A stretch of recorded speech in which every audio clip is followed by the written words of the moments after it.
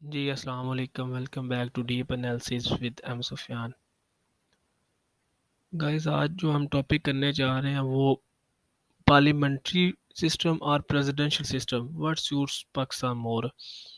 تو پچھلے جو دو ٹاپکس ہم نے پڑھے، پارلیمنٹری فارم آف گورنمنٹ اور پریزیڈنشل فارم آف گورنمنٹ، ہم نے اس کی کریکٹرسٹکس، میرٹس اور ڈی میرٹس کو جو ہے نا وہ ایکسپلین کیا، ڈسکس کیا۔ تو آج ہم دیکھیں گے کہ پاکستان کے لیے کون سا سسٹم جو ہے نا وہ زیادہ سوٹیبل ہے۔ تو اس حوالے سے آپ کو تھوڑی سی ریویژن کرواتا چلو کہ پارلیمنٹری سسٹم میں جو اختیارات ہیں، جو ساری پاورز ہیں، وہ پرائم منسٹر ایکسرسائز کرتا ہے، اور جو head of the state president or king, یعنی کہ جو برطانیہ میں جب ہم دیکھتے ہیں جو ان کا ہیڈ آف اسٹیٹ وہ کنگ اور کوئین ہے،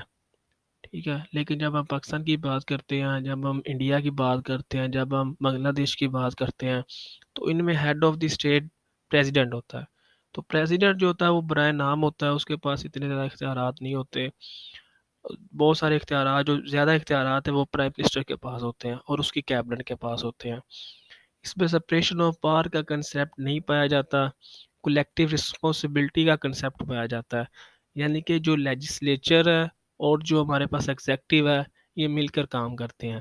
اور جب ہم پریزیڈنشل فارم آف گورنمنٹ کی بات کرتے ہیں تو اس میں جو ہیڈ آف دی اسٹیٹ اور head of the government president ہوتا ہے۔ تو جیسا کہ امریکہ میں ہے تو پریزیڈنٹ کے پاس بہت زیادہ اختیارات ہوتے ہیں، وہی ان کو ایکسرسائز کرتا ہے۔ وہ پارلیمنٹ کے سامنے جواب دہ نہیں ہوتا، عوام کے سامنے، عوام اسے جو ہے نا وہ الیکٹ کرتی ہے، اور اس کا ٹینیور جو ہے نا وہ فکس ہوتا ہے، اس کی جو مدت ہے، عہدے کی جو مدت ہے وہ فکس ہوتی ہے۔ تو اس حوالے سے پریزیڈنشل فارم آف گورنمنٹ جو ہے نا وہ امریکہ میں رائج ہے۔ اس میں سپریشن آف پاور ہے، لیجسلیچر، ایگزیکٹو اور جوڈیشری جو ہے وہ ایک دوسرے کے معاملات میں انٹرفیئر نہیں کرتی۔ تو اس حوالے سے پاکستان پرسپیکٹیو میں ہم دیکھیں گے کہ 14 اگست 1947 کو پاکستان کو انڈیپنڈنس ملی، چونکہ پاکستان برطانیہ کی کالونی رہ چکا تھا۔ تو 14 اگست 1947 کو پاکستان نے آزادی حاصل کی۔ تب سے چونکہ برطانیہ میں پارلیمنٹری فارم آف گورنمنٹ ہے، تو ہمارے ملک میں بھی پارلیمنٹری فارم آف گورنمنٹ کو جو ہے نا وہ رائج کیا گیا۔ تو اس حوالے سے آئین بنایا گیا، 1956 میں پاکستان کا آئین بنا،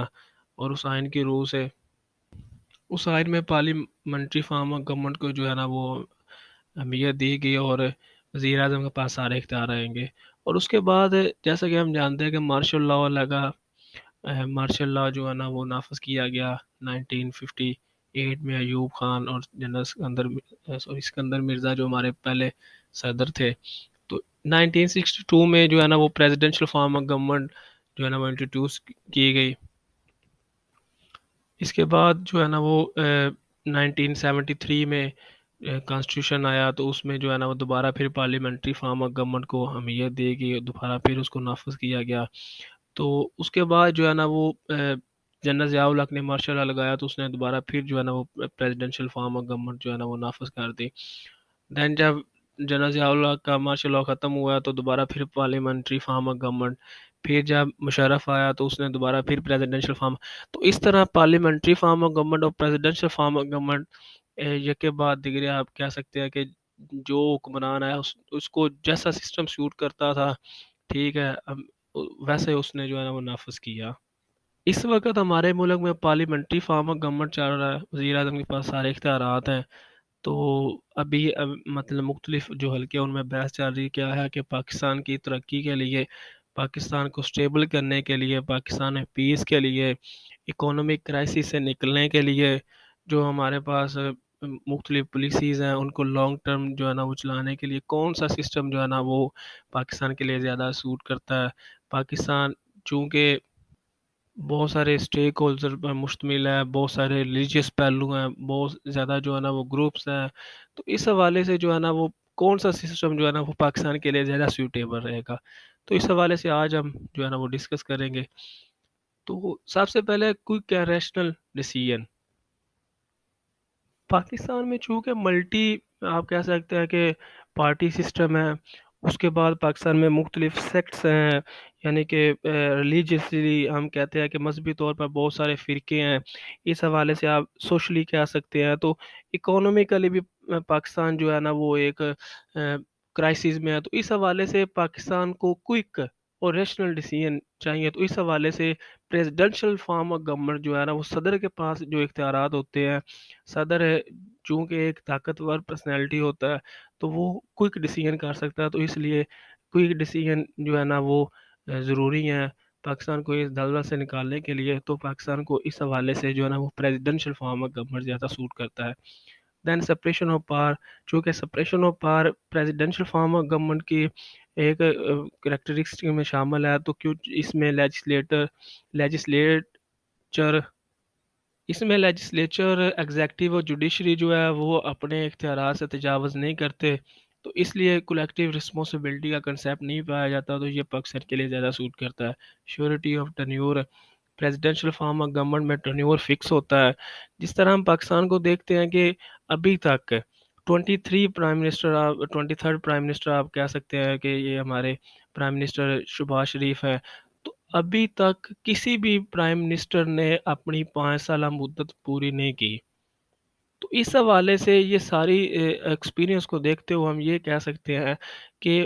جو پالیسیز ہے وہ لانگ ٹرم نہیں بن سکتی، ٹھیک ہے، کسی گورنمنٹ آتی ہے، اگر کوئی پرائم منسٹر آتا ہے تو اس کو عدم اعتماد کے ذریعے آپ جو ہے نا وہ ہٹا دیتے ہیں، آپ جو ہے نا ہارس ٹریڈنگ کر کے، پولیٹیکل برائبری کر کے یا مارشل لا لگا کر، ٹھیک ہے، آپ اسے ہٹا دیتے ہیں، اس کی گورنمنٹ ختم کر دیتے ہیں، تو اس حوالے سے جو ہے نا وہ پاکستان جو ہے نا وہ کرائسس کی طرف جا رہا ہے۔ تو ایک جب ٹنیور فکس ہوگا، ایک پریزیڈنٹ کو پتا ہوگا کہ میرے پاس اتنا ٹنیور ہے، میں نے یہ کام کرنا ہے، تو وہ پاکستان کی ترقی کا باعث بنے گا۔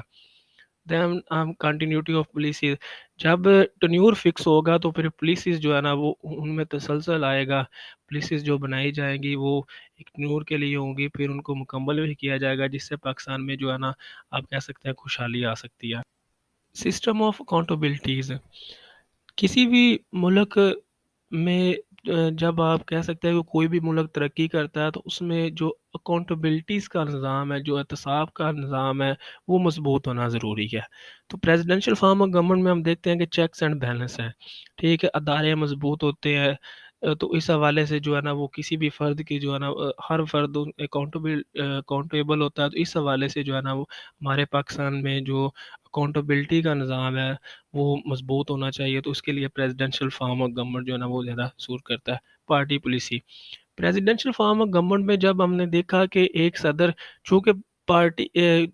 پارٹی جو ہے نا،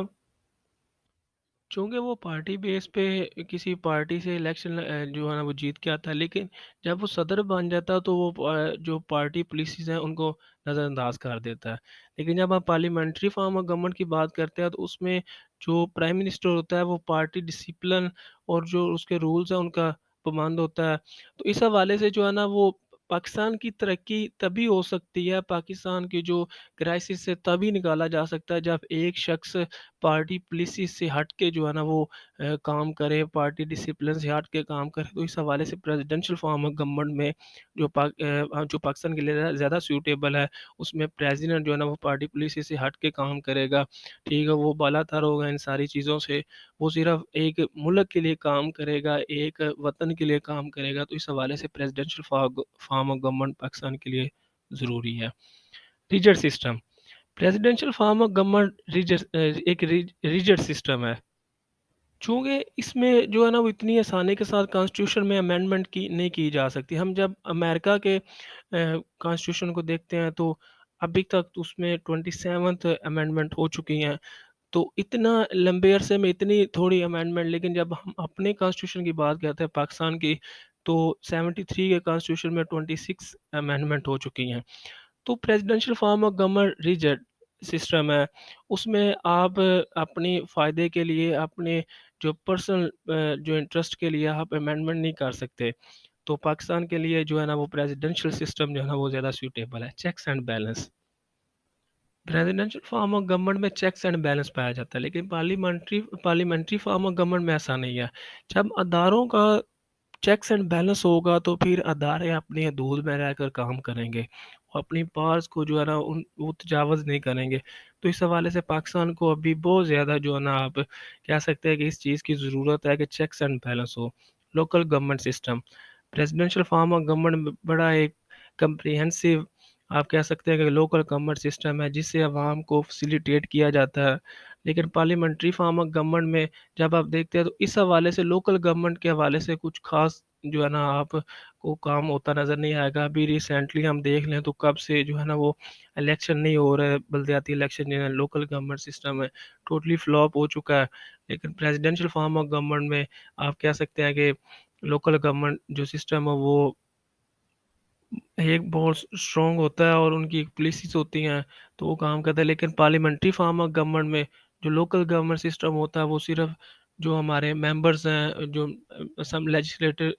ممبرز ہوتے ہیں، وہ صرف اپنے انٹرسٹ کے لیے فنڈز لیتے ہیں لیکن کام ہوتا نظر نہیں آتا. Negation of dictatorship, parliamentary form of government میں جب پاکستان کی بات کرتے ہیں تو ہمارا تھرو اور مارشل لاء کی جب ہم کازز دیکھتے ہیں تو اس میں یہ آتا ہے کہ جو پولیٹیشین ہیں ان کی کرپشن کی وجہ سے چونکہ ہمارا پارلیمنٹری فارم آف گورنمنٹ تھا، پولیٹیشین کی کرپشن کی وجہ سے ان کی جو پولیسیز جو اتنی خراب تھی ان کی وجہ سے ٹھیک ہے انہوں نے اپنا پراپر ورک نہیں کیا، اس وجہ سے جو ہے نا وہ مارشل لاء لگا دیا گیا. تو جب ہم